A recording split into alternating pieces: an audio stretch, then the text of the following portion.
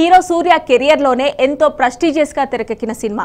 తమిళ ఇండస్ట్రీకి 1000 కోట్లు తెచ్చిపెట్టే సినిమాగా క్రేజ్, భాషలకు అతీతంగా బాక్స్ ఆఫీస్ ను శాసిస్తుందని అంచనాలు.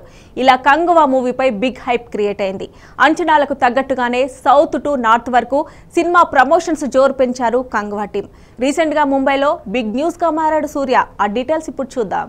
హీరో సూర్య ఇప్పుడు కంగువా మూవీతో పాన్ ఇండియన్ మార్కెట్ లోకి ఎంటర్ అయ్యేందుకు రెడీగా ఉన్నాడు. తన కెరీర్ లోనే హైయెస్ట్ బడ్జెట్ తో చేసిన ఈ మూవీపై ఫుల్ కాన్ఫిడెంట్ గా ఉన్నాడు సూర్య.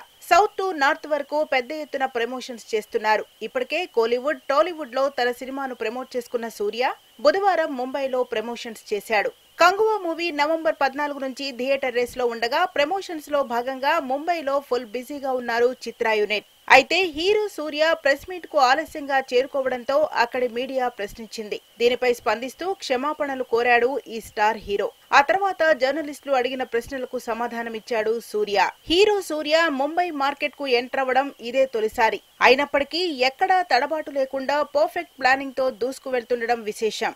అంతేకాదు, ముంబైలో మీడియాకు ఇంటర్వ్యూలు ఇస్తూ స్ట్రీట్ ఫుడ్ ఫేమస్ పావ్ బాజీని కూడా తింటూ సినిమా ప్రమోషన్స్ చేశాడు సూర్య. ముంబై ఆడియన్స్ కు కంగువ సినిమాను కనెక్ట్ చేయడంలో దూసుకుపోయాడు.